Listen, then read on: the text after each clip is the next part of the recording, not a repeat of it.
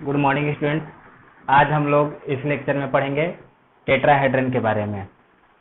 इससे रिलेटेड कुछ प्रॉपर्टीज होंगे टेट्राहेड्रन के, वो देखेंगे। तो पहले समझ लेते हैं कि टेट्राहेड्रन होता क्या है। जैसे कि आप लोगों ने पिरामिड फिगर देखा हुआ है, तो पिरामिड फिगर में क्या होता है कि उसका जो बेस है ना, वो ऐसा स्क्वायर बेस होता है या फिर रेक्टेंगुलर बेस होता है। मीन्स कि सपोज कीजिए कि हमारे पास ऐसा कोई इस तरीके से है, ऐसे मतलब कि एक नीचे में जो बेस होता है ये स्क्वायर का हो सकता है या फिर रेक्टेंगल हो सकता है, और फिर इसके जो ऐसे जो लेटरल फेसेस होते हैं, वो लेटरल फेसेस कैसा होता है, ये ट्रायंगल का होता है ना। तो ये पिरामिड हो गया कैसा, विद स्क्वायर बेस। तो टेट्राहेड्रन भी कुछ वैसा ही रहता है। टेट्राहेड्रन को भी हम लोग मान सकते हैं कि ये एक पिरामिड ही है, लेकिन इसका जो बेस होगा वो ट्रायंगुलर बेस होगा, यानी कि it is a pyramid with triangular base. Okay, तो जैसे कि सपोज कीजिए कि हमारे पास ये ऐसे कोई ट्रायंगल है, ये बेस और इस तरीके से इसके ये 3 लेटरल फेसेस है ना, यानी ये ट्रायंगुलर बेस होगा और ये 3 लेटरल फेस होगा। तो इसमें जितने भी फेसेस होंगे वो सब क्या होंगे, ट्रायंगल के होंगे। अब पीछे वाला एज तो दिखाई नहीं देगा, है कि नहीं। आप इसको दूसरे तरीके से अगर इसका फिगर ड्रॉ किया जाए, तो सपोज करो कि हम ऐसे ड्रॉ करते हैं, मान लीजिए ऐसा, सपोज दैट कुछ इस टाइप में, ऐसे और ऐसा, ठीक है। तो इसमें क्या हो जाएगा, देखिए अगर इसको हम लोग ऐसे सामने से देखेंगे तो ये सामने वाला फेस होगा, ये वाला एज हमें दिखाई नहीं देगा क्योंकि ये वाला एज तो पीछे में रहेगा। ये 3 डायमेंशनल ऑब्जेक्ट है। तो अगर इसका हमारे पास ऐसा कोई फिगर है जिसका बेस भी ट्रायंगल है और लेटरल सरफेस भी ट्रायंगल ही है, तो वो हमारा टेट्राहेड्रन कहलाएगा। तो टेट्राहेड्रन में होता क्या है, अगर हम लोग इसको टॉप से देखते हैं तो कैसा दिखाई देगा, पहले ये देख लेते हैं। ये तो हम लोग ऐसे साइड से देख रहे हैं, तो जब कभी भी हम लोग ऐसे साइड से देखेंगे तो कैसा दिखाई देगा, एक ट्रायंगल का फेस दिखाएगा, दूसरे ट्रायंगल का फेस दिखाएगा, और ये एज रहेगा और ये नीचे वाला रहेगा, है कि नहीं, पीछे वाला ढक जाएगा। अगर ऊपर से देखेंगे टेट्राहेड्रन तो हमें कैसा दिखाई देगा, इसको टॉप व्यू से देखा जाए तो कुछ ऐसा रहेगा, कुछ ऐसे। ये नीचे वाला बेस ट्रायंगल का ऐसे ऊपर से देखा रहा है, तो ऊपर में जो ये जो वर्टेक्स बनेगा बिल्कुल टॉप वाला, वो वर्टेक्स दिखाई देगा, है कि नहीं। और ये 1 face, 2 face, 3 face, lateral faces इसके 3 होंगे और बेस वाला फेस 4 होगा। और इसमें वर्टेक्स कितना होगा, वर्टेक्स 4 वर्टेक्स आएगा, 1 2 3 4 वर्टेक्स आ जाएगा। और एज कितना आ जाएगा, ये बेस में 3 एज रहेगा ट्रायंगल का, है कि नहीं, 1 2 3, और ऐसे लेटरल फेस में 3 एज रहेगा, 4 5 6। तो यानी कि जो हमारे पास टेट्राहेड्रन आएगा, इस टेट्राहेड्रन में क्या आएगा अपने पास, 4 ट्रायंगुलर सरफेस, 4 ट्रायंगुलर सरफेस आएगा, और क्या जाएगा, 4 वर्टेक्स, 4 वर्टेक्स रहेगा, और इसमें क्या रहेगा, 6 एज रहेगा, है कि नहीं, 6 कॉर्नर ऐसा। तो ये हमारा टेट्राहेड्रन है। तो जनरली जो हम लोगों को टेट्राहेड्रन में आता है क्वेश्चन, उसमें हम लोग रेगुलर टेट्राहेड्रन का आता है। तो रेगुलर टेट्राहेड्रन किसको बोलेंगे, रेगुलर टेट्राहेड्रन में क्या होगा कि जितने भी इसमें ट्रायंगल हैं वो सब इक्विलेटरल ट्रायंगल होगा, है ना, यानी कि all the triangular faces are equilateral triangle. जितने भी इसमें रेक्टेंगुलर फेस ट्रायंगुलर फेसेस होंगे वो सब एक इक्विलेटरल ट्रायंगल का बना हुआ होगा। तो जब सारे फेसेस इक्विलेटरल ट्रायंगल के होंगे, तो इसका मतलब क्या पता चल रहा है कि जितना भी उसका एज का लेंथ आएगा, जैसे कि समझिए कि मान लीजिए हमारे पास ऐसे सपोज करो कि कोई टेट्राहेड्रन है, इसको ऐसे ड्रॉ कर लेते हैं। सपोज दैट, मान लिया इसको ऐसे मिला दिए, इसको ऐसे मिला दिए और इसको ऐसे मिला दिए, है ना। तो इसमें जितने भी फेसेस है, नीचे वाला ये भी ट्रायंगुलर इक्विलेटरल ट्रायंगल, ये भी इक्विलेटरल ट्रायंगल, ये भी इक्विलेटरल ट्रायंगल, सब का सब इक्विलेटरल ट्रायंगल है। तो जब इक्विलेटरल ट्रायंगल आएगा तो जितना भी एज आएगा, ये एज रहा, ये एज रहा, इसका लेंथ और इसका लेंथ, सब का सब लेंथ क्या होगा, इक्वल होगा। तो रेगुलर टेट्राहेड्रन में क्या होगा कि length of all edges are equal. ठीक है, तो ये रेगुलर टेट्राहेड्रन बनेगा कैसे? ठीक, आप ऐसे समझ लीजिए कि सपोज करो कि हमारे पास ये ऐसे एक इक्विलेटरल ट्रायंगल है, हम इधर एक इक्विलेटरल ट्रायंगल बनाते हैं ऐसा, इधर एक इक्विलेटरल ट्रायंगल बनाते हैं ऐसा, और इधर एक इक्विलेटरल ट्रायंगल बनाते हैं ऐसा। ठीक, अब मान लीजिए इसका साइड ए है ए, तो ये भी इक्विलेटरल है तो सबका साइड ए ही रहेगा, है ना। अब ऐसा करो कि इसको, ये वाले ट्रायंगल को इसी सरफेस पे रहने दो। ठीक, इसी सरफेस पे रहने देंगे, इसी प्लेन पे रहने देंगे। इसको यहाँ से ऐसा फोल्ड करेंगे, इस पार्ट को यहाँ से ऐसे फोल्ड करेंगे, इसको यहाँ से फोल्ड करेंगे और इसको यहाँ से फोल्ड करेंगे, तो ये इस तरीके से मिल जाएगा। तो जो अपने पास फिगर बनेगा वो क्या हो जाएगा, रेगुलर टेट्राहेड्रन हो जाएगा। ठीक, तो ये अपने पास एक इंपॉर्टेंट कंसेप्ट है कि जितने भी सरफेस होंगे इक्विलेटरल ट्रायंगल के होंगे रेगुलर टेट्राहेड्रन में, और सारे एज का लेंथ इक्वल आएगा।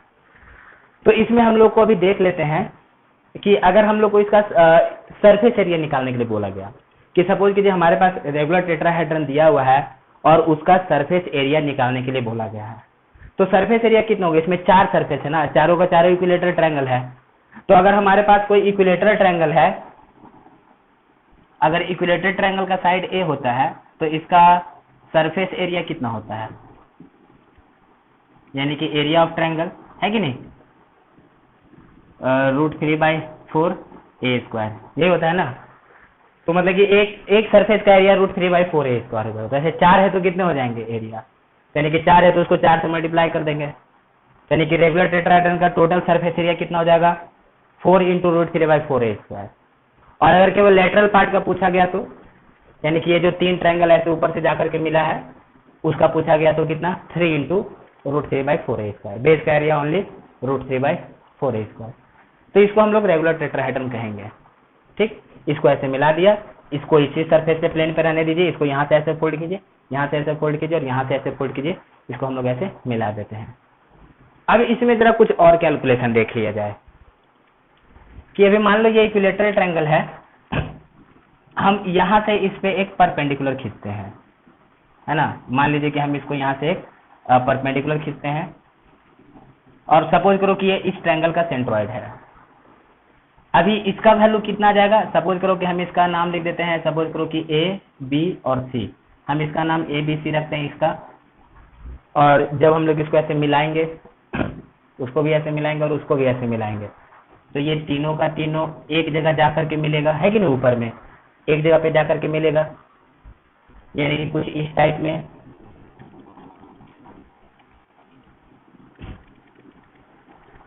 कुछ ऐसा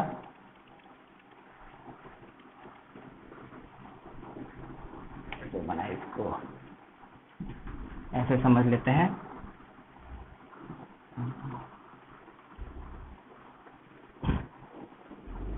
कुछ ऐसा जिसमें ये वाला फेस ढका हुआ रहेगा, इधर से एज, ये एज नहीं दिखेगा और ये वाला एज नहीं दिखेगा। ठीक है, ये सामने वाला है फेस ट्रायंगल का, यानी इसको जो हमने ऐसे फोल्ड करके रखा हुआ है, और इसको जो ऐसे फोल्ड किया ये वाला है फेस।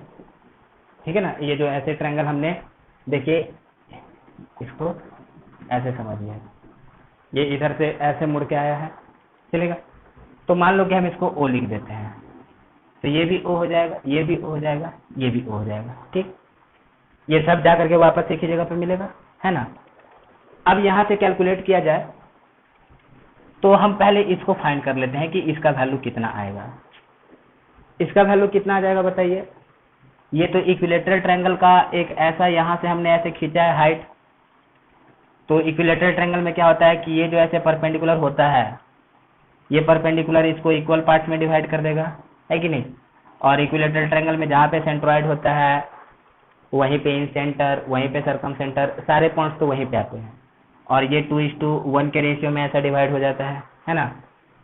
इसका वैल्यू कैसे निकालेंगे, ये आधा है तो ये a/2 हो जाएगा, ये a है ये a है, तो पाइथागोरस थ्योरम के हिसाब से हम लोग सपोज करो कि इसका AD नाम रखते हैं। AD स्क्वायर इक्वल टू कितना, ये a square minus a/2 square, यानी a square minus a square by 4, यानी कि 3 square by 4। Therefore AD is equal to कितना, √3/AD।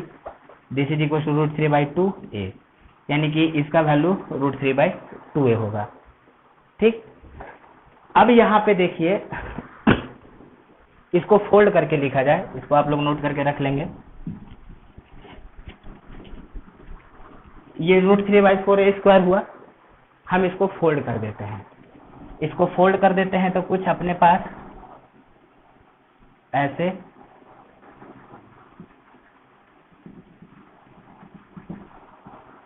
सपोज करो कि ये फोल्डेड है ना, ये O है, इसको हम लोग लिख देते हैं, ये सपोज कीजिए कि ये B है, ये C है और ये A है। हमने इसको ऐसे फोल्ड करके ऐसा टेट्राहेड्रन बना दिया। तो ये वाला जो हमने AD लिखा है, ये AD कौन सा आएगा, यहाँ से यहाँ पे AD आएगा, है कि नहीं। तो यहाँ से मान लो कि हम ये AD ऐसे कर देते हैं, ऐसे मिला देते हैं, ये AD हो गया। ठीक, और ये सपोज करो कि G है, इसको हम लोग क्या करते हैं, G ले लेते हैं, है ना। अब इसका वैल्यू है 2:1, ये AG:GD 2:1 आ जाएगा।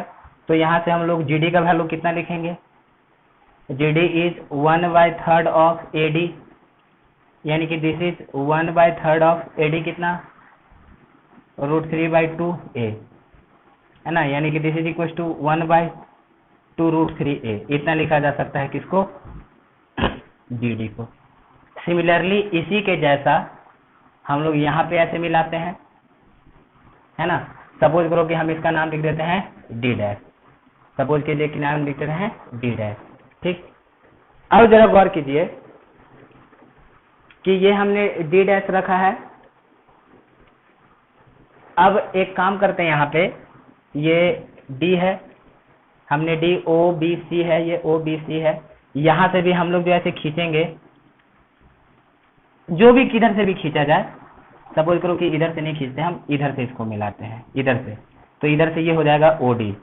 OD का भी कितना वैल्यू आएगा, AD के बराबर आ जाएगा, यानी कि यहाँ से जो OD आएगा that will be also equal to √3/2a। ये आ जाएगा OD का वैल्यू। जाहिर सी बात है, जिस जैसा AD है वैसा OD है ना। अब हमने क्या किया है, इसको ऐसे फोल्ड कर दिया है, इसको ऐसे फोल्ड कर दिया है, फोल्ड कर दिया है। तो ये जो OD है ये कुछ ऐसा आएगा OD, है ना, ये कुछ ऐसे OD आ जाएगा। और जब ये यहाँ से ऐसे OD आ जाएगा, अब यहाँ पे हम लोग क्या करेंगे, ठीक, अब क्या करते हैं कि O से ये जो हमने ऐसे O मिलाया है, इधर से इधर से इन तीनों फेसेस को मिलाया है, हम O से मतलब कि कुछ O यहाँ पे आएगा, हम इस पे एक परपेंडिकुलर खींचते हैं, यानी कि एक अल्टीट्यूड खींचा जाए, किस सरफेस पे, ABC सरफेस पे। यानी कि जब O से हम लोग इस ABC पे परपेंडिकुलर खींचेंगे, तो वो जो परपेंडिकुलर है वो कहाँ पे जाकर के मिलेगा, इस ट्रायंगल में जो सेंट्रॉइड है वहां पे जाकर के मिलेगा। इसका हम लोग आगे प्रूव भी कर लेंगे, जब हम लोग वेक्टर से इसको एनालिसिस करेंगे और लाइन का इक्वेशन निकालेंगे, तो वहां पे हम लोग देखेंगे कि वो जो परपेंडिकुलर है वो जी से पास करता है कि नहीं। फिलहाल आपको इतना ध्यान में रखना है कि अगर हमारे पास ये है ऐसा टेट्राहेड्रन, हमने इसको ऐसे फोल्ड किया, इसको ऐसे फोल्ड किया, इसको ऐसे फोल्ड किया, वैसे मिला देंगे तीन सरफेस। इसका वैल्यू हमने निकाल दिया √3/2a, इसका वैल्यू निकाल दिया, तो ये हमारे पास O हो गया। इसका लेंथ कितना आया, इसका लेंथ है √3/2a, है ना, और √3/2a आ गया, चलेगा। और ये हमने GD का वैल्यू निकाला। अब O से जो हम इस सरफेस पे परपेंडिकुलर खींचेंगे, यानी O से जो इस पे परपेंडिकुलर खींचेंगे वो कहाँ पे जाकर मिलेगा, वो जाकर के मिलेगा G पे। सपोज कीजिए कि G यहाँ पे है, यहाँ पे ऐसे जाकर के ये ऐसे G पे मिल जाएगा। मान लो हम इसको दे देते हैं H नाम। तो अभी हमको इस H का वैल्यू निकालना है, ठीक। अब जरा देखो, हम अगर इस H का वैल्यू निकालने के लिए जाएंगे तो इस ट्रायंगल को देखो, OGD को, तो इस OGD में हमारे पास कुछ ऐसा सिस्टम आ गया। ये हमारे पास G है, ये हमारे पास D है, और OD का वैल्यू कितना आ गया अपने पास? अपने पास OD का वैल्यू कितना है? √3/2a है, यानी कि दिस इज √3/2a। और GD का वैल्यू कितना है? 1/3 ना, यानी कि दैट इज 1/2√3a, इतना आ गया। तो अभी ये जो H है, ये H कितना हो जाएगा? पाइथागोरस से निकाल लेते हैं हम लोग। पाइथागोरस के हिसाब से कितना आ जाएगा? H² = √3/2a² माइनस 1/2√3a², यानी कि this is equal to 3/4a² minus 1/4 12a², यानी दिस इज इक्वल टू 12। कितना आ जाएगा ये? 9a², ये ना, माइनस a², यानी दिस इज इक्वल टू 8²/12, यानी कि therefore H is equal to √8/12a, 4 2 जा 4 3 जा, यानी कि this is equal to √2/3a। ये कितना आ गया वैल्यू? ये आ गया H का वैल्यू आ गया। तो इस तरीके से हमने क्या किया, रेगुलर टेट्राहेड्रन में हमने क्या किया, हाइट फाइंड कर लिया। तो आप याद रखिएगा कि अगर आपको रेगुलर टेट्राहेड्रन में जो एज का दिया हुआ है लेंथ, उससे हाइट कैसे रिलेटेड होता है, √2/3a, ये उसका हाइट का वैल्यू होता है। सीधा सीधा कैलकुलेशन है। एज है तो हमने इसको निकाल लिया, इसका वैल्यू भी पाइथागोरस से निकालिए a/2, और ऐसा करके ये √3/2a आ गया। उसी तरीके से ये भी √3/2a आ जाएगा, मिलाएंगे तो कुछ ऐसा फिगर बनेगा। तो ये √3/2a है, और ये अब यहाँ पे जैसे कि एक चीज मैंने नहीं बताया है कि यहाँ से जो परपेंडिकुलर खींचेंगे वो सेंट्रोइड से ही पास करेगा, है ना। जब हम लोग इसको ऐसे मिलाएंगे तो सेंट्रोइड से ही पास करता है, ठीक। उसको हम लोग प्रूफ देख लेंगे आगे। तो कितना आ गया हम लोग को H का वैल्यू? 2√3/a। तो आप इसको याद रखेगा कि अगर H का वैल्यू हुआ तो आप जैसे कि देखिए रेगुलर टेट्राहेड्रन है, तो किसी भी वर्टेक्स से आप किसी भी फेज के लिए परपेंडिकुलर खींचो, अपने पास यही वैल्यू आ जाएगा, ठीक। अब जैसे कि देखिए यहाँ पे एक क्वेश्चन आ गया कि ये जो हमारे पास रेगुलर टेट्राहेड्रन है, तो ये अंदर वाला एंगल तो चलो सब 60 डिग्री है कि नहीं। ये वाला एंगल 60 है, ये वाला एंगल 60 है, ये एंगल 60 है। अब यहाँ पे क्वेश्चन आया कि दो फेस के बीच में, यानी कि दो फेस के बीच में दो सरफेस आएगा, कोई सा भी दो इसमें सरफेस आया, उसके बीच में कौन सा एंगल होगा। कहने का मतलब है कि देखिए ये जो नीचे वाला अपने पास है बेस, है कि नहीं, जैसे कि ये नीचे वाला बेस और ये वाला सरफेस, आप जैसे कि यहाँ से गौर करके कर सकते हो। जैसे कि सपोज करो कि हमारे पास ये फेस है, इसको हम लोग ऐसे मिलाएंगे, इसको सपोज करो कि हमने ऐसे मिला दिया, इसको ऐसे मिला दिया, तो ये एक ऐसा सरफेस बना, ये एक, तो दोनों सरफेस के बीच में ये एंगल आएगा। तो दोनों सरफेस के बीच वो एंगल हम लोग कैसे फाइंड करेंगे। तो अभी जरा देखिए, ये जो लाइन है, ये लाइन इस सरफेस पे है कि नहीं, OBC इस सरफेस पे है, और ये वाला लाइन इस पे है। तो अगर हम लोग इन दोनों लाइन के बीच का एंगल निकालते हैं, जैसे देखो ये जो लाइन है, ये लाइन इस एज के परपेंडिकुलर है कि नहीं। ये देखिए ये जो लाइन है इस एज के परपेंडिकुलर है, चलेगा। और ये जो लाइन है इधर से ये भी इस पे परपेंडिकुलर है। देखा जाए तो ये इस पे ऐसा देखा जाए तो इस एज पे ये ऐसे परपेंडिकुलर आता है। लेकिन अब जब हम लोग को दोनों फेस के बीच का एंगल निकालना है, तो अगर हम लोग ये वाला एंगल निकाल दे, तो ये वाला एंगल निकाल दे तो हम लोग को क्या मिल जाएगा, ये जो नीचे वाला बेस है वो, और ये वाला जो लेटरल एरिया है इसके बीच का हम लोग को एंगल मिल जाएगा। जैसे कि आप सपोज करो कि मान लो कि ये बुक है हमारे पास, है ना। अब ये बुक है आप ऐसे देखिए, तो इस बुक में ये हमारे पास एक नीचे वाला सरफेस है और हमारे पास ये वाला सरफेस है। हमको इन दोनों के बीच का, ये सरफेस के बीच का एंगल निकालना है। तो अगर हम यहाँ से एक ऐसे लाइन खींचे इस लाइन के परपेंडिकुलर, और यहाँ से एक लाइन खींचे इस लाइन के परपेंडिकुलर, तो दोनों लाइन के बीच जो एंगल बनेगा वही एंगल इन दोनों फेस के बीच का एंगल हो जाएगा। तो वही बात है कि यहाँ से एक लाइन खींचा गया है इस लाइन के परपेंडिकुलर और यहाँ से एक लाइन खींचा गया इस लाइन के परपेंडिकुलर, तो ये वाला जो एंगल आएगा वही क्या हो जाएगा, दोनों के बीच का एंगल हो जाएगा। तो दोनों के बीच का एंगल कितना हो जाएगा, मान लो हम ये थीटा ले लेते हैं। तो यहाँ से हम लोगों को क्या वैल्यू मिल रहा है, देखिए cos थीटा हम लोग कैसा लिखेंगे, cos theta is equal to 1/2√3a base upon hypotenuse √3/2a। A cancel हो गया है ना, तो इधर से कितना आ गया, ये 2 ऊपर गया, ये 2 ऊपर गया और ये 2√3 इंटू √3 ऐसा आ गया। इधर से ये 2 से 2 कैंसिल, कितना आ गया 1/3।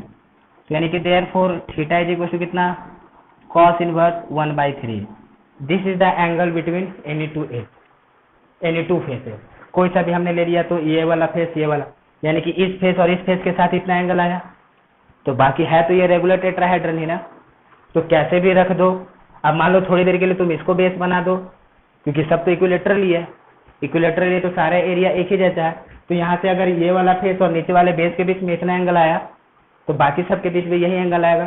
तो ये हो गया एंगल किसका, this is the angle of the this is the angle between faces. ठीक है, ये सब के बीच का दो फेस के बीच का एंगल निकाल लिया। अभी इसमें हमारे पास एक टर्म आता है इसका वॉल्यूम बताने का, रेगुलर टेट्राहेड्रन का। अगर हम लोग इसका वॉल्यूम निकालेंगे तो वॉल्यूम निकालने के लिए आप इतना तो पता है कि अगर हमारे पास कोई ऐसा यूनिफॉर्म बॉडी है, सपोज करो कि हमारे पास कोई यूनिफॉर्म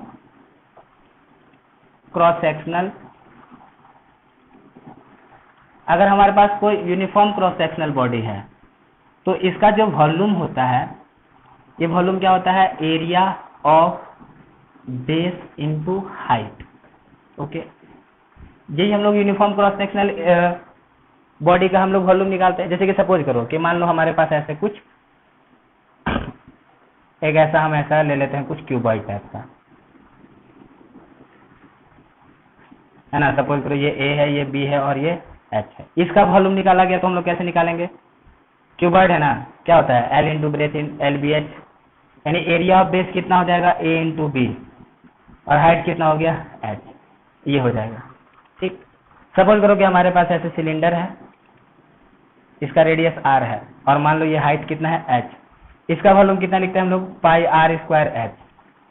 क्यों, area of base into height, ये हो जाएगा इसका वॉल्यूम यूनिफॉर्म क्रॉस सेक्शन में। लेकिन अगर सपोज करिए क्रॉस सेक्शन एरिया यूनिफॉर्म नहीं है कि नहीं, क्रॉस सेक्शन एरिया यूनिफॉर्म नहीं है। अब जैसे कि फॉर एग्जांपल कि मान लो हमने ऐसे कोन ले लिया, सपोज करो ये कोन ले लिया, इसका रेडियस आर है और ये हाइट कितना है एच है। तो जब ये हाइट एच है और इसका रेडियस आर है तो इसका वॉल्यूम हम लोग कैसे निकाल सकते हैं, 1/3 pi r square h, 1/3 pi r square h कर दिया, यानी कि that is 1/3 into area of base into height कर दिया, है ना। हमने इस तरीके से इसका निकाल दिया। अब ये 1/3 आया कहां से, देखिए इसका वॉल्यूम यूनिफॉर्म नहीं है, जैसे जैसे sorry cross section area uniform नहीं है। हम लोग जैसे जैसे ऊपर जा रहे हैं इसका क्रॉस सेक्शन एरिया क्या हो रहा है, घटते जा रहा है, घट जा रहा है, लेकिन फिक्स रेशियो में घट रहा है ना। ऐसा तो नहीं है कि एक कैसे भी कभी ज्यादा से घट रहा है कभी कम से घट रहा है। हम लोग इसका जो घटने का रेट है मतलब कि एक फिक्स रेशियो में घट रहा है। जैसे जैसे हम लोग ऊपर जा रहे हैं इसका एक फिक्स रेशियो है, यानी कि जो घटने का रेट है रेशियो है वो क्या आ रहा है, बार बार फिक्स आ रहा है। तो ऐसे सिचुएशन में जब हम लोग इसको सॉल्व करेंगे इंटीग्रेशन मेथड से, आप लोग को मैंने इंटीग्रेशन में बताया है कि सपोज करो क्या करो, यहाँ से x एक छोटा सा dx ले लो, उस dx का वॉल्यूम निकालो और पूरे को इंटीग्रेट कर दो। तो जब हम लोग इंटीग्रेट कर देंगे तो ओवरऑल कितना आ जाएगा, ये 1/3 लग करके आ जाएगा। तो ये 1/3 लग करके आता है, कब लग करके आता है ये 1/3, जब एक क्रॉस सेक्शन एरिया यूनिफॉर्म ना हो लेकिन एक कांस्टेंट रेशियो में ऊपर घट रहा हो, फिक्स रेशियो में ये कम हो रहा हो, तो 1/3 into area of base into height आता है। तो सेम चीज है इसके लिए भी कि अगर हमको ये रेगुलर टेट्राहेड्रन है और इस रेगुलर टेट्राहेड्रन का अगर हमको वॉल्यूम बताना है, तो रेगुलर टेट्राहेड्रन का वॉल्यूम हम लोग कैसे लिखेंगे, 1/3 area of base into height कर देंगे हम लोग। ये 1/3 कहां से आ रहा है, इंटीग्रेशन से आ रहा है, यानी कि this is equal to 1/3 area of base कितना लिखेंगे हम लोग, एरिया ट्रायंगल ही है ना, कितना √3/4 a स्क्वायर, और हाइट अभी अभी निकाला हमने, कितना हाइट निकाला है, √2/3a। इसको अगर सॉल्व कर दिया जाए तो ये √3 कैंसिल हो जाएगा, है कि नहीं, यानी कि दिस इज इक्वल टू कितना आ जाएगा, ये आ जाएगा 1/12, ये a से a क्यूब, और इधर से ये 2, इधर से 2 हम लोग कैंसिल करा देंगे तो नीचे में बचेगा 3, ये 2√2 बचेगा, यानी कि दिस इज a³ कितना 6√2, यानी कि ये हमारे पास इसका वॉल्यूम आ जाएगा। ठीक, तो ये सब बात आप ध्यान में रखिएगा। फिलहाल इसको हम लोग वेक्टर मेथड से भी एनालिसिस कर लेंगे। तो हमें यहाँ पे क्या पता चल गया कि यहाँ पे जो अपने पास दो, हमने कोई सा भी ऐसे रेगुलर टेट्राहेड्रन में हमने कोई सा भी दो फेस लिया है, तो दो फेस के बीच का कितना एंगल आ रहा है, हम लोग को इतना एंगल आ रहा है, कॉस इनवर्स ऐसा। ठीक है, ओके। अब यहाँ पे हम लोग क्या करते हैं कि ये तो दो फेस के बीच का एंगल था ना, यहाँ पे जो हमने ये निकाला कि ये वाला फेस और ये ग्राउंड वाला फेस, उसके बीच का दो फेस के बीच का कितना एंगल आ गया, हमारे पास दो फेस के बीच का एंगल आ गया कॉस इनवर्स 1/3। अब हम लोग क्या करते हैं कि एज का, जैसे कि सपोज करो कि हमारे पास ये एज है, ठीक, ये एक एज है, ये एक एज है, इस एज का इस फेस के साथ कितना एंगल बनेगा, है ना।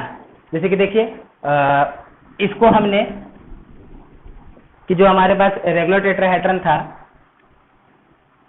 ये अपने पास ऐसे ट्रायंगल था, ये ऐसे ट्रायंगल, ये ऐसे ट्रायंगल, ये O है, O है, O है, A है, B है, C है, हमने ऐसे मिला दिया, ऐसे मिला दिया, ये आपस में तो ये एंगल कितना है 60 डिग्री का है, ये आपस में ऐसे 60 होगा, ये आपस में ऐसे 60 होगा, इक्विलैटरल ट्रायंगल है।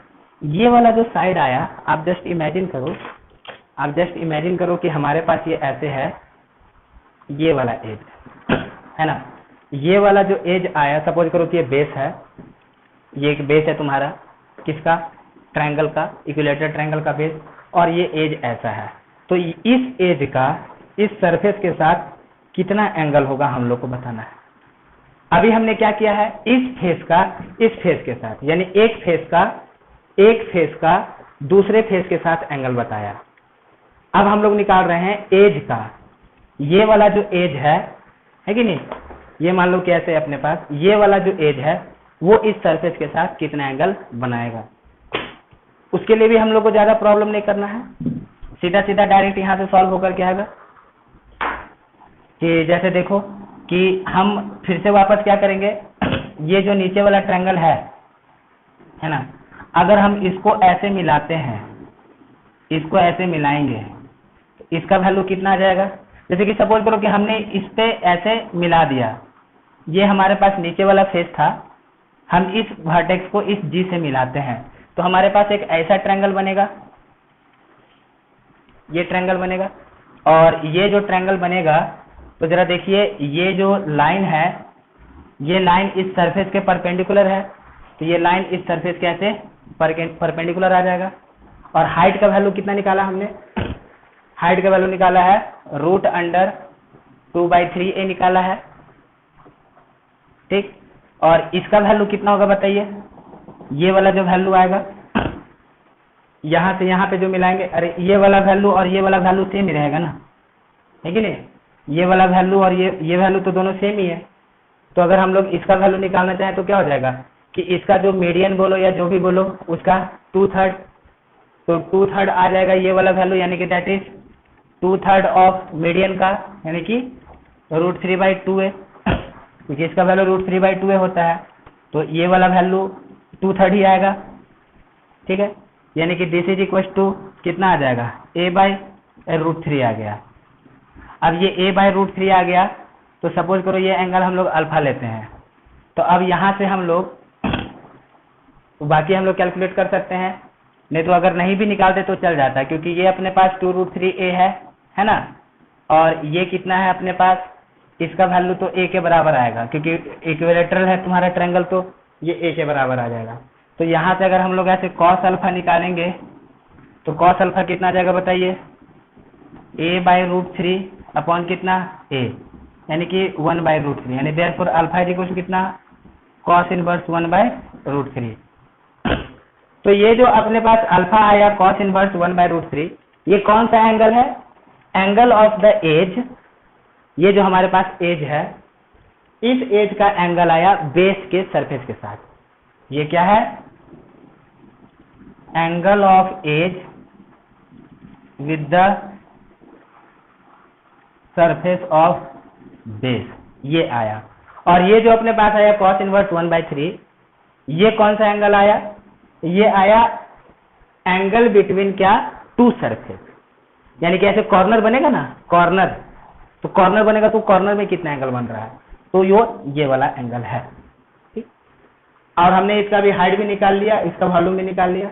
ठीक है, अब हम लोग इसको क्या करेंगे, अब वेक्टर मेथड से हम लोग इसका एनालिसिस करते हैं थोड़ा।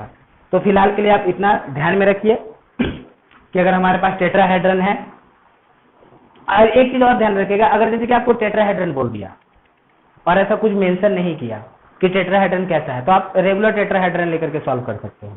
और रेगुलर टेट्राहेड्रन में लेंगे तो हम लोग क्या लेंगे, सारे फेसेस इक्वल लेने हैं, है कि नहीं, सारा एज का लेंथ बराबर आ जाएगा, सबका सब इक्विलेटरल ट्रायंगल आ जाएगा, और आप इस तरीके से एनालिसिस कर सकते हैं। तो ये दो बात आप ध्यान में रखिएगा, ये दोनों एंगल जो मैंने निकाल करके आपको बताया है। अभी जरा हम लोग इसका वेक्टर एनालिसिस कर लेते हैं।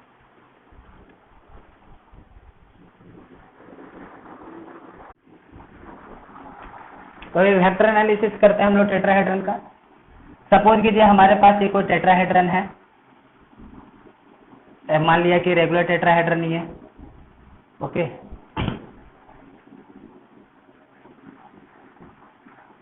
सपोज दैट ऐसे ऐसे, इसको थोड़ा ऐसे है, ऐसे है, ऐसे है, सपोज दैट।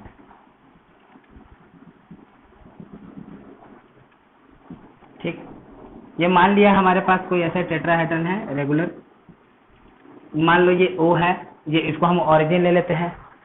सपोज दैट इसका पोजीशन वेक्टर A लिया जाए, सपोज करो कि हम इसका नाम देते हैं A, पोजीशन वेक्टर A। मान लो हम इसका नाम लिखते हैं B, पोजीशन वेक्टर B, और इसका नाम लिखते हैं C और पोजीशन वेक्टर C। ठीक,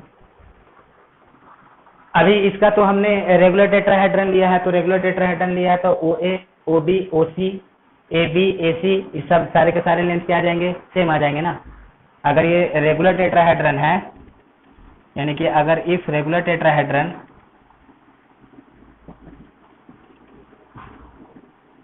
तो अपने पास क्या आ जाएगा इसमें वैल्यू, कि एक तो OA इक्वल हो जाएगा, OB इक्वल हो जाएगा, OC, सारे एजेस क्या होते हैं, सेम होते हैं ना, इक्वल होता है। AB बराबर हो जाएगा, BC हो जाएगा और AC हो जाएगा। ठीक है, अभी जरा देखिए ये रेगुलर टेट्राहेड्रन है तो क्या होगा, इक्विलेटरल ट्रायंगल है सबका सब, तो सारे फेस का एरिया एक जैसा है, हर फेस के बीच में एंगल एक जैसा है, और एज और फेस के बीच में एंगल एक जगह से हर जगह पे, तो आप इसको कैसे भी रख दो, है कि नहीं, आप इसको OABC मान लो, या फिर इसको ऐसे उल्टा करके ऐसे रख दे, कैसे भी रख दे, एक ही जैसा शेप जनरेट होगा, कुछ डिफरेंट तो दिखेगा नहीं। तो अगर इसका जो वॉल्यूम होता है, अगर सपोज करो कि हमने पोजीशन वेक्टर एक का A लिखा है, एक का B लिखा है और एक का C लिखा है पोजीशन वेक्टर, तो इसका जो वॉल्यूम आएगा ये आ जाएगा वॉल्यूम दैट इज 1/6 ABC, मतलब कि स्केलर ट्रिपल प्रोडक्ट लेंगे तीनों का ABC, है ना, तो ABC तीनों का स्केलर ट्रिपल प्रोडक्ट लेंगे और उसको हम लोग 6 से डिवाइड करेंगे, तो ये हम लोग को वॉल्यूम मिल जाएगा।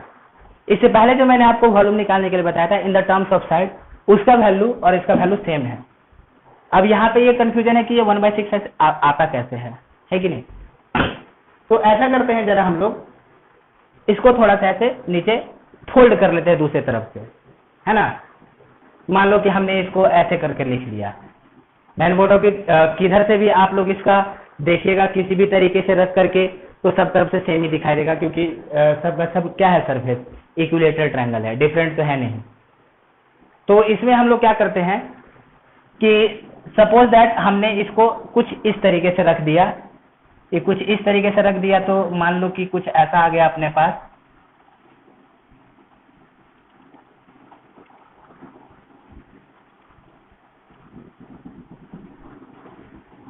सपोज दैट मान लो कुछ ऐसा आ गया, मान लो ये O आ गया, ये A आ गया और ये B आ गया, है ना। सपोज करो ये A है, ये B है और ये सपोज करो कि C है, ठीक। तो अभी हम लोग इसका वॉल्यूम 1/6 ABC कैसे लिखेंगे। तो जैसा मैंने अभी आपको बताया कि अगर हमारे पास ऐसा कोई बॉडी है, यूनिफॉर्म क्रॉस सेक्शन का बॉडी है, तो हम लोग उसका एरिया क्या लिखते हैं, एरिया लिखते हैं। वॉल्यूम क्या लिखते हैं, area of base into height, ये उसका वॉल्यूम हो जाता है। लेकिन अगर cross section area uniformly decrease करे, यूनिफॉर्मली ऐसे डिक्रीज करते चला जाए, है कि नहीं, और डिक्रीज करते करते जाकर के वो 0 हो जाए, तो जब इंटीग्रेशन मेथड लगाते हैं तो कितना आ जाता है, 1/3 area of base into height, ठीक है। तो सेम मेथड है यहाँ पे भी। अब जरा देखो कि हमने ऐसा पढ़ा था कि अगर सपोज करो कि हमारे पास ये कोई ट्रायंगल है और ट्रायंगल का दो साइड को हम लोग वेक्टर से दिखाते हैं। सपोज ये एक वेक्टर A है और ये एक वेक्टर B है। If two sides of a triangle are represented by two vector, then area of vector क्या लिखते थे, half A cross B। Half A cross B क्या बताता था, एरिया ऑफ द ट्रायंगल। अगर A और B इस ट्रायंगल के दो साइड को ऐसे रिप्रेजेंट कर रहा है तो area of triangle half A cross B, यानी A क्रॉस B का मॉड ले लिया, वही हो जाएगा इसका, है ना। तो उसी मेथड से अगर सपोज करो कि हमारे पास ऐसे पैरेललोग्राम रहता है और दो एडजेसेंट साइड को हम लोग दो वेक्टर से दिखा रहे हैं पैरेललोग्राम का, तो पैरेललोग्राम का एरिया कितना होता है, ओनली A क्रॉस B। ऐसे निकालते थे, कैसे, हम लोग बेस इनटू हाइट ले लेते थे। यहाँ से अगर सपोज करो कि हमने ऐसे H खींच दिया, ये मान लो थीटा है, तो ये H बराबर कितना आ जाएगा रे, ये आ जाएगा B साइन थीटा, है कि नहीं। H इक्वल टू कितना आ जाएगा, B साइन थीटा। तो हम लोग एरिया कितना लिखेंगे, बेस यानी कि A into H, B sine theta. तो यही कितना आ जाता था, A क्रॉस B का मैग्नीट्यूड पैरेललोग्राम के केस में। उसी तरीके से ट्रायंगल के केस में हम लोग कैसे लिख देते हैं, हाफ बेस इंटू हाइट। तो सपोज करो ये थीटा है, हमने यहाँ से ऐसे H लिख दिया, तो H को कितना लिखा जाएगा, H को लिखा जाएगा A साइन थीटा। तो इसका कितना आ जाएगा area, half B into A sine theta, यानी कि this is equal to half of A cross B का मैग्नीट्यूड लिखा जा सकता है ना। सेम मेथड है। तो उसी तरीके से हम लोग क्या करेंगे कि यहाँ पे हम एरिया ऑफ बेस निकाल लेते हैं। तो एरिया ऑफ बेस कितना आ जाएगा, area of base this is equal to half of A cross B। हम लोग ऐसे निकाल सकते हैं area of base half of A cross B। अब सपोज करो कि यहां से हमने इस पे एक परपेंडिकुलर खींच दिया है जिसका वैल्यू है H। सपोज दैट ये क्या अपने पास H है, ये जो H है, ये H क्या है, इधर C से हमने इस सरफेस पे परपेंडिकुलर खींचा है। तो अब हम लोग इसका वैल्यू कैसा लिखेंगे, इसका वैल्यू कैसा लिखा जाएगा बताइए। इसका जो हम लोग वॉल्यूम लिख देंगे, अब ये वॉल्यूम कैसा होगा, ये हो जाएगा 1/3, है ना, 1/3 into area of base into height, यानी कि that is 1/3 into area of base क्या है, half of A cross B into कितना, ये H आ जाएगा अपने पास। अब हम लोग इस H का वैल्यू कैसे निकालें, तो हम लोग क्या करते हैं, इस H को अभी दूसरे तरीके से हम लोग फाइंड कर लेंगे। कि हमारे पास O है, ये A है, ये B है और ये C है, ठीक। तो अभी हम लोग इस H को फाइंड कर लेते हैं C के टर्म में। जैसे कि ये वाला जो वेक्टर है ये OA है और ये क्या है, OC है वेक्टर। तो यहाँ से जो हम लोग इस पे हाइट खींचेंगे, इस जैसे कि देखिए कि हमने यहाँ से इस पे कैसे मान लो कि ऐसे हाइट डाल दिया H। तो ये जो हाइट H है ये तो इसके साथ मिलाएंगे तो 90 डिग्री बनेगा। सपोज करो कि ये एंगल कितना है, ये थीटा एंगल आता है। सपोज करो कितना एंगल आता है, ये थीटा एंगल आएगा ना, ये थीटा एंगल है कि नहीं। तो अब मुझे बताइए कि ये अपने पास वैल्यू C के बराबर है और ये जो H है, तो हम लोग ये इसके हिसाब से H को कितना लिखा जा सकता है, ठीक। समझिए इस चीज को कि हमने एरिया ऑफ बेस निकाला, ये O ले लिया, ये A ले लिया, B ले लिया और ये C ले लिया, ठीक। तो जैसा कि इंटीग्रेशन जब हम लोग करेंगे तो 1/3 अपने पास आ जाएगा। तो हमने एरिया ऑफ बेस निकाला। अगर दो साइड किसी ट्रायंगल का दो वेक्टर से रिप्रेजेंट कर रहे हैं तो हम लोग एरिया ऐसे लिखते हैं। तो यहाँ पे एरिया ऑफ बेस ये A क्रॉस B ना होकर के हम लोग ऐसे लिखेंगे A क्रॉस B का मैग्नीट्यूड, ठीक। अब वॉल्यूम निकालना है तो क्या करेंगे, area 1/3 area of base into height. 1/3 क्यों, इंटीग्रेशन की वजह से, क्योंकि यूनिफॉर्मली डिक्रीज कर रहा है और इंटीग्रेशन लगा के लाएंगे तो 1/3 आ जाएगा। हाइट ले लिया। अब ये जो हम लोग हाइट लेंगे इस सरफेस पे इस वाले वर्टेक्स से लेंगे। तो मान लिया कि हमने इस सरफेस से इस वाले वर्टेक्स पे ले लिया। अब ये जो है वैल्यू, ये देखिए ये जो H है, सपोज कीजिए कि ये जो H है ये इस C के साथ यानी इस वेक्टर C के साथ है ना थीटा एंगल बना रहा है, थीटा एंगल बना रहा है। तो हम लोग इस H को C के टर्म में कैसा लिख देंगे, जरा देखिए।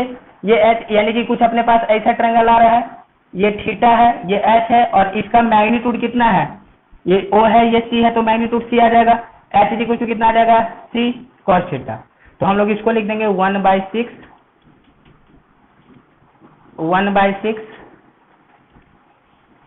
A cross B into C cos theta, है ना। C cos थीटा हमने ऐसे लिख दिया, C cos थीटा। अब जरा यहाँ पे ध्यान दो आप कि ये थीटा एंगल क्या है, this theta is the angle between vector C and H। Theta is the angle between vector C and H, यानी कि theta is the angle between vector C and H, चलेगा। अब जरा देखो ये जो H है, ये H किधर है, ये H है जिस प्लेन में वेक्टर B और A लाई करता है उसके परपेंडिकुलर में, है कि नहीं। यानी कि जिस प्लेन में वेक्टर A और B लाई कर रहा है उसके perpendicular.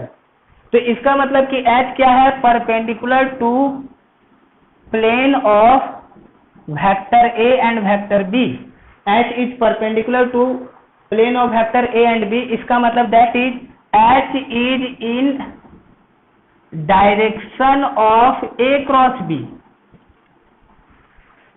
H is in direction of A cross B, यानी कि जिस डायरेक्शन में A क्रॉस B आएगा या B क्रॉस A आएगा उस डायरेक्शन में है H। मान करके चल सकते हैं ना हम लोग। यानी कि ये जो आएगा, जैसे कि सपोज करो कि हमने यहाँ से B क्रॉस A लिख देते, मान लो B क्रॉस A लिख देते हैं। सपोज करो कि ऐसा B क्रॉस A लिख दिया, मान लो। तो B क्रॉस A इधर आएगा, उस डायरेक्शन में H आ रहा है। और ये C वेक्टर इसको जैसे कि हमने B क्रॉस A लिखा, हम लोग चाहते तो इसको A लिख देते, इसको B लिख देते, तो A क्रॉस B के डायरेक्शन में भी जा सकता था, है ना। जैसे कि देखिए B क्रॉस A करेंगे तो ऊपर आ जाएगा, H ऊपर के डायरेक्शन में है। अगर हम लोग इसको A लिए होते, इसको B लिए होते तो A क्रॉस B उधर जाता। तो यहाँ से हम लोग कन्वीनियंस के लिए ऐसा लिख सकते हैं कि इन the direction of A cross B आएगा, यानी कि A और B के डायरेक्शन में है। तो ये जो H आएगा वो किस डायरेक्शन में आएगा, A क्रॉस B के डायरेक्शन में आएगा। तो H A क्रॉस B के डायरेक्शन में है और वेक्टर C का H के साथ थीटा एंगल बन रहा है। तो इसका मतलब कि वेक्टर C का A क्रॉस B के साथ कितना एंगल बनेगा, थीटा एंगल ही बनेगा। बनेगा ना, H is in the direction of A cross B, यानी कि जिस प्लेन पे ए और बी लाई करता है उसके परपेंडिकुलर है, तो उसके परपेंडिकुलर है तो यानी ए क्रॉस बी के डायरेक्शन में आया। और ये जो H है वो वेक्टर सी के साथ थीटा एंगल बना रहा है, तो इसका मतलब जो ए क्रॉस बी होगा वो ए क्रॉस बी सी के साथ कितना एंगल बनाएगा, थीटा एंगल ही बनेगा।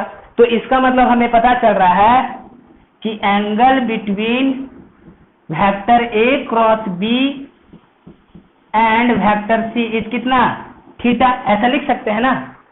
तो देयरफॉर हम लोग यहां से ये जो ए क्रॉस बी मैग्नीट्यूड ऐसे सी क्रॉस थीटा आया, तो इसको जरूरत पड़ने पे 1/6 ए क्रॉस बी डॉट सी नहीं लिखेंगे क्या, इसको एक वेक्टर मान लो, इसको एक वेक्टर मान लो, यानी कि दो वेक्टर का डॉट प्रोडक्ट, तो इस वेक्टर का मैग्नीट्यूड इस वेक्टर का मैग्नीट्यूड इनटू कितना, cos थीटा।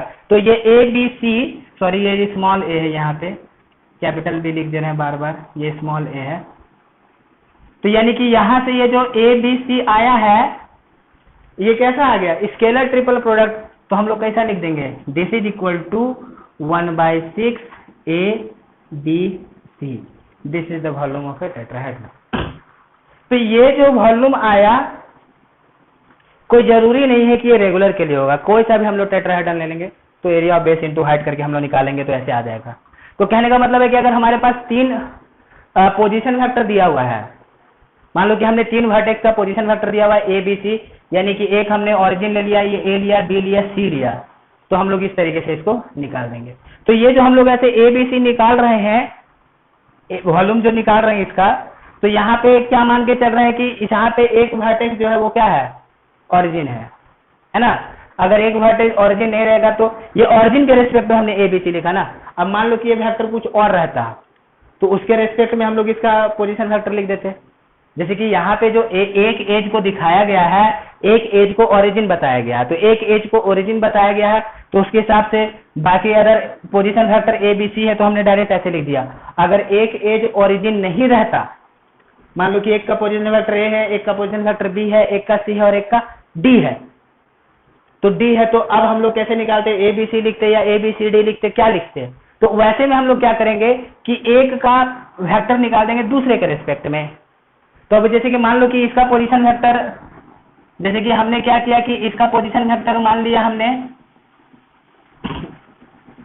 0 मान करके एक का ए लिया, एक का बी लिया, एक का सी लिया, चलेगा। अगर मान लो ये डी रहता, इसका पोजीशन वेक्टर डी है, इसका पोजीशन वेक्टर, तो इसके रेस्पेक्ट में इसका पोजीशन वेक्टर कितना आ जाता, ए माइनस डी, ये बी माइनस डी और ये कितना सी माइनस डी। तो A minus D, B minus D, C minus D करके निकालते हैं हम लोग ए बी सी की जगह में एक के रेस्पेक्ट में, फिर है ना वहां से कैलकुलेट करेंगे तो अपना रिक्वायर्ड आंसर आएगा। तो जो पहले बताया था वॉल्यूम जो बताया था वो और ये दोनों क्या है, सेम चीजें, बस ये वेक्टर के फॉर्म में लिखा हुआ है और वहां से पहले हमने बस उसको उसके वैल्यू के फॉर्म में लिख दिया था, साइड के लेंथ के फॉर्म में। ओके ठीक। अभी इससे पहले हम लोगों ने फाइंड किया था एरिया बिटवीन 2 सरफेस, है ना। अब हम लोग वेक्टर फॉर्म से निकालते हैं एरिया बिटवीन 2 सरफेस। उससे पहले जो हमने एरिया बिटवीन 2 सरफेस निकाला, सिंपल एक कंस्ट्रक्शन करके एरिया बिटवीन द 2 सरफेस निकाल लिया। और अब हम लोग यहाँ पे क्या करेंगे, यहाँ पे हम लोग अभी एरिया निकालेंगे between 2 surface using vector method. Area between 2 surface using vector.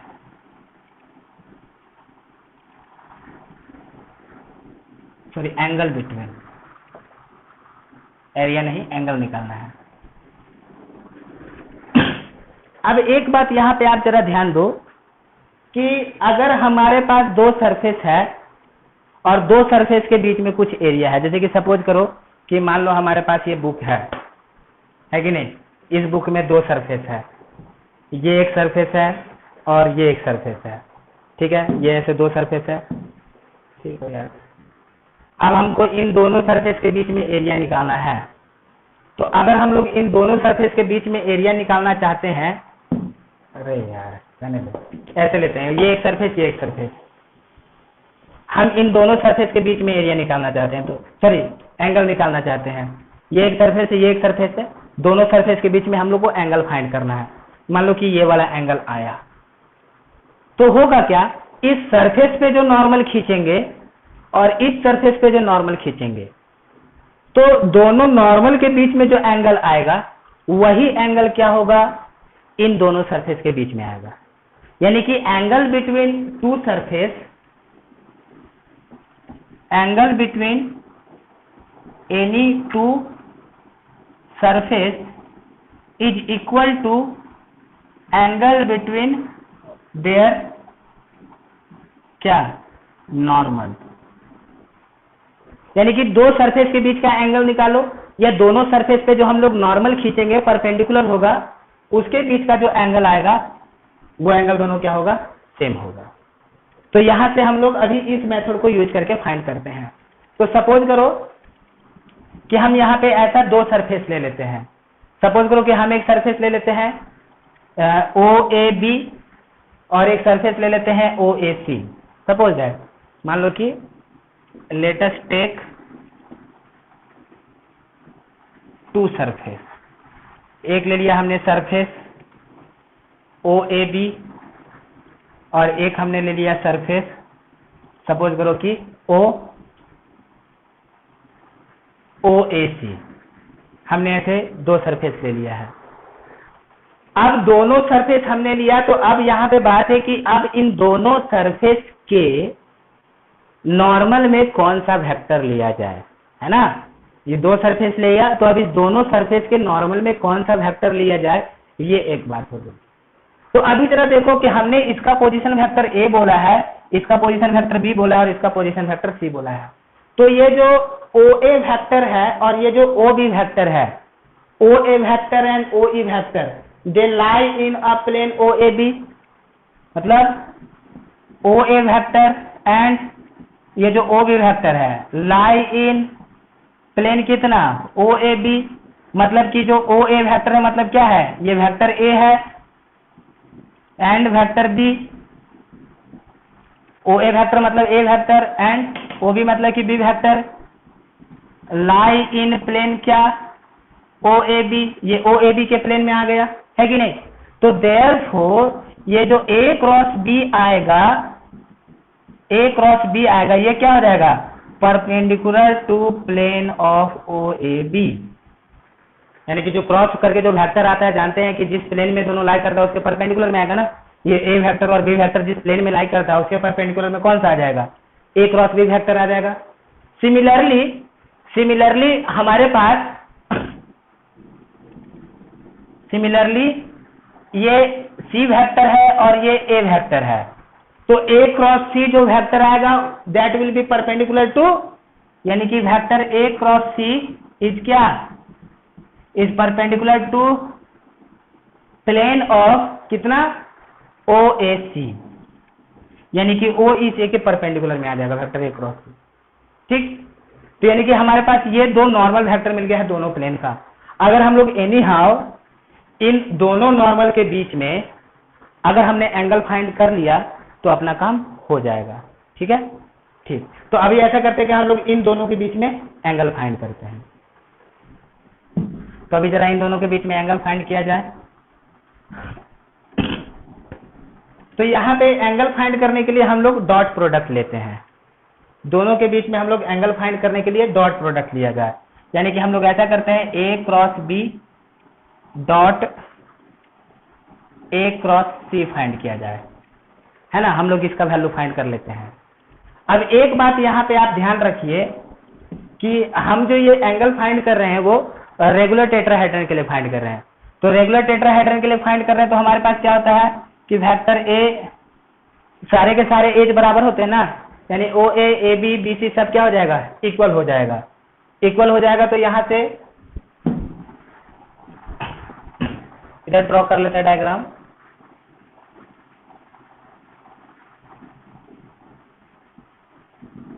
ये O था, ये A है, ये B है और ये E है। ठीक, हमारे पास सारे लेंथ इक्वल है। तो अब हम लोग इसको सॉल्व करते हैं। तो इसको सॉल्व करने के लिए तो मैंने आपको लास्ट टाइम पे एक लैग्रेंजेज आइडेंटिटी बताया था। लैग्रेंजेज आइडेंटिटी आप लोग को याद है, जो मैंने आप लोग को लैग्रेंजेज आइडेंटिटी बताया था, याद कीजिए। ये था Lagrangian identity A cross B dot C cross D, है कि नहीं। तो इसका हमने इस तरीके से वैल्यू लिख दिया था,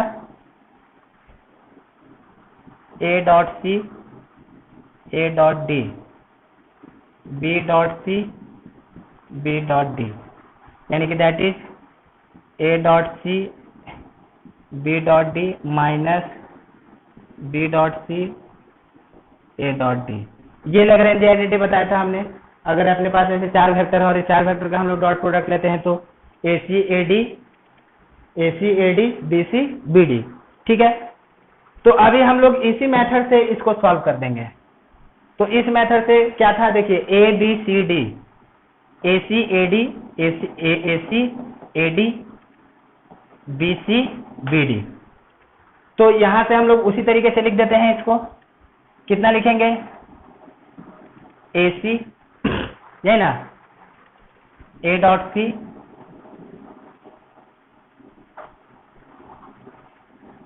ए डॉट सी प्लस कितना कितना आएगा ये A C A D, A C A D, यानी ए सी की जगह पे कितना है यहाँ पे, एक बार इसके साथ एक बार इसके साथ, यानी कि that is A dot C, उसके बाद B dot A B dot C, यह आ गया अपने पास, यानी कि that is A dot A B dot C minus A dot C, है ना, बी डॉट ए। ये अपने पास रिलेशन आ गया। अब यहां से इसको सॉल्व किया जाए तो ए डॉट ए कितना हो जाएगा, लेंथ सबका सेम है, लेंथ सबका सेम है और रेगुलर टेट्राहेड्रन की बात कर रहे हैं, तो ए डॉट ए कितना हो जाएगा, इसको हम लोग लिखेंगे, इसको हम लोग लिख देंगे यहां से कितना, ए डॉट ए का ए स्क्वायर, ए डॉट ए यानी ए डॉट ए स्क्वायर मतलब कि ओ ए डॉट ए है ना, यानी ये कितना हो जाएगा, ये हो जाएगा O A square. B dot C, B यानी कि वेक्टर ओ बी, यानी कि बी डॉट सी का मतलब क्या, बी डॉट सी का मतलब vector O B dot vector O C, ठीक है, vector O B, B dot C का मतलब vector O B dot vector O C. तो अब बताइए वेक्टर ओ बी और वेक्टर ओ सी के बीच में कितना एंगल है। देखो अगर आप उस तरफ से देखोगे तो ये वेक्टर ओ है कि नहीं, ये वेक्टर ओ है और ये वेक्टर बी है, ये सी है, तो ओ बी ओ सी के बीच में कितना एंगल आएगा, 60 डिग्री, क्योंकि इक्विलेटरल है तो इस वजह से। यानी हम लोग इसको कितना लिखेंगे, बी डॉट सी को, बी डॉट सी को कितना लिखा जाएगा, इसको ना हम लोग ऐसे लिख देते हैं, जाने तो हम लोग इसको ए स्क्वायर लिख देते हैं।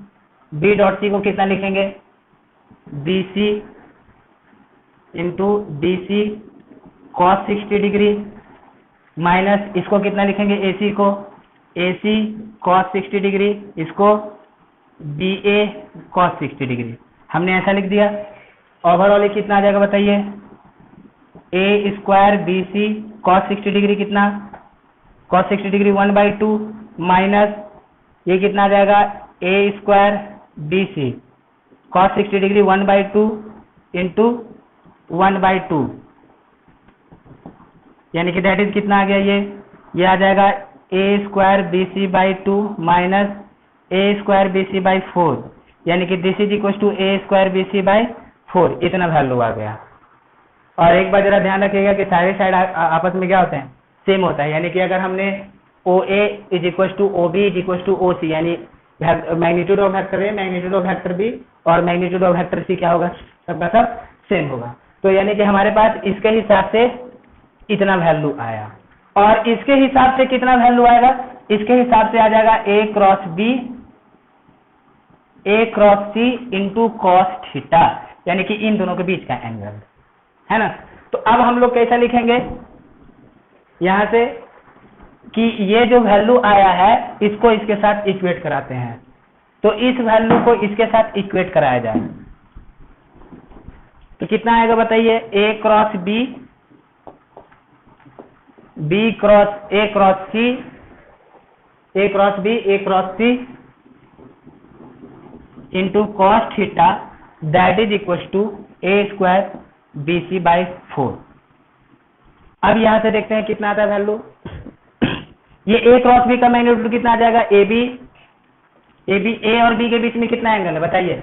ये वेक्टर ए है, वेक्टर बी है, दोनों के बीच में कितना एंगल है 60 डिग्री इंटू कितना साइन 60। ये A C sine 60 into cos theta is equal to A B C by 4, यानी कि this is equal to A square B C sine 60 √3/2 cos theta is equal to A square B C by 4। तो यहाँ से हम लोग A square B C cancel करा दिए, ये आ गया 3/4 cos theta this is equal to 1/4। तो ये 4 cancel, therefore cos theta is equal to कितना 1/3, तो therefore theta is equal to कितना कॉस इनवर्स 1/3। ये एक रिलेशन आ गया अपने पास, और यही रिलेशन हमने पिछली बार भी निकाला था एंगल बिटवीन क्या टू फोर्सेस, है कि नहीं। तो वेक्टर मेथड से भी निकाला तो हमारे पास सेम रिजल्ट आया, और नॉर्मल जो हम लोगों ने मेथड से निकाला तो वहां से भी हमारे पास क्या आया, सेम आया। तो इस बात को आप क्या रखिएगा, याद रखना है आपको, ठीक है। ओके, तो इसको आप लोग नोट करके रख लेंगे।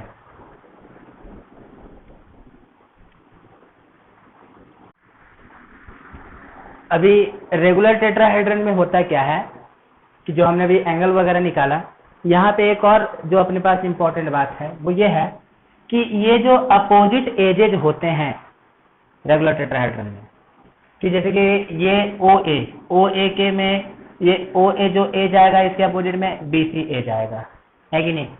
ये जो ओ सी एज आएगा इसके अपोजिट में ए बी एज आएगा, ठीक है। और उसी तरीके से ये जो ओ बी आएगा इसके अपोजिट में ए सी एज आएगा। तो ये जो अपोजिट एजेज होते हैं टेट्राहेड्रन में वो आपस में परपेंडिकुलर होते हैं, है ना, यानी कि opposite edges are perpendicular to each other in tetrahedron, regular tetrahedron.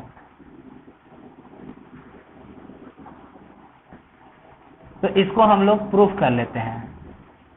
Proof करने में कोई बड़ी बात नहीं है। एक तो सबसे पहले कि ये सब क्या है, सबका सब एज इक्वल होगा, यानी कि दैट इज हमारे पास क्या है O A is equal to O B is equal to O C है, यानी कि दैट इज इक्वल टू कितना A B is equal to कितना हो जाएगा बी सी इक्वल टू कितना हो जाएगा सी ए। ये हमारे पास है ऑप्शन, है ना। अभी ये तीनों सब का सब बराबर होगा, तो मान लो हम ऐसे लिख देते हैं A B is equal to B C is equal to C A. तो इसका मतलब हम लोग इसको ऐसे A B square is equal to B C square is equal to C A square ऐसे भी लिख सकते हैं, लिखा जा सकता है ना।